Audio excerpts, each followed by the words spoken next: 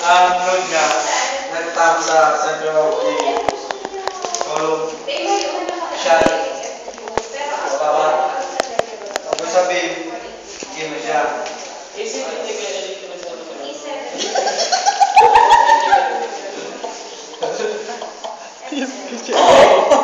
Anwa, sabi mo. para ma-check mo so gamit mo ang formula hanap mo muna sa slenderness ratio. So? Slenderness ratio. Slenderness. Si mama ko tayo. Okay, ang formula ka ng slenderness ratio is KL over R. Minsan ang K, constant na yan. K is equals to 1. O, pwede man na given siya, na point something niya. Yan. Pag ang KL over R is less than CC, Ano ang CC? ang CC is the slenderness ratio which divides Di ba mas the whole? intermediate column from column. The A, ano use kang the A sa shortcut kang CC. So CC talaga niya. Compressive column. Ha? Covered coil? Correct. Here dito. Covered coil. Covered. Correct. Sige ba? Anong gusto sabihin ng sisi? Yung last point eh.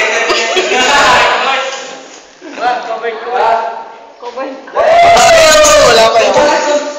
Ang sisi kaya, diyan mo mag-check para i-edit siya para maaraw mo kung anong gagamit ng formula na allowable compressive stress or FA. FA yun. Ha?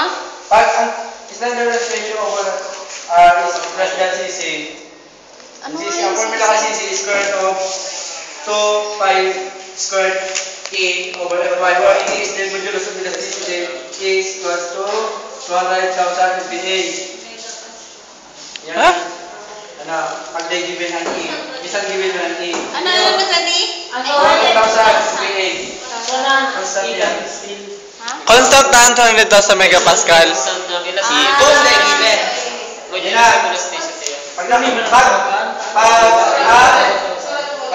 station niya, station, masasabi ko siya intermediate column. Tapos yun na. Pag-liter. Ang gagamit ng formula na allowable to constant stress is FA is equals to bracket 1 minus KL over R squared over 2CC squared close Fy over Fs, where Fs is the factor of safety. Factor of safety is equals to 5 over 3 plus 3 KL over R over 8CC minus KL Over R. cube over 8CC cube. Yan ang pinaka... Saan namin ang 5 over 3? Ha? Saan namin ang 5 over 3? Pag-derive na yan, pag-derive. Ano na yan talagang ano na? Ito talaga? Constant na. Constant na. Formula ka yan eh. Constant na. Pag hindi ka mo pwede yung check na yun, slenderness ratio. Ano siya? Slenderness ratio para makuha nyo kung ano gagamit nyo. A. Yan Oo, ang mga base. Halimbawa, magtawag ng sample. Kaya, Tiyan na yan. Log column kita. Ano naman, kung yung situation naman, K over R is greater than 60, then pag may magkakapit ng plus ng 60, ano? Tapos, K over R. Tapos yan, pag alam ang situation, FA is equals to 12 pi squared Over E, ay, times E. 23 KL over R squared. 23. Okay. Yun ang pinaka-gagamit mong formula. Pag-handling na ako ng FA is equals also to P over A. Ano yan?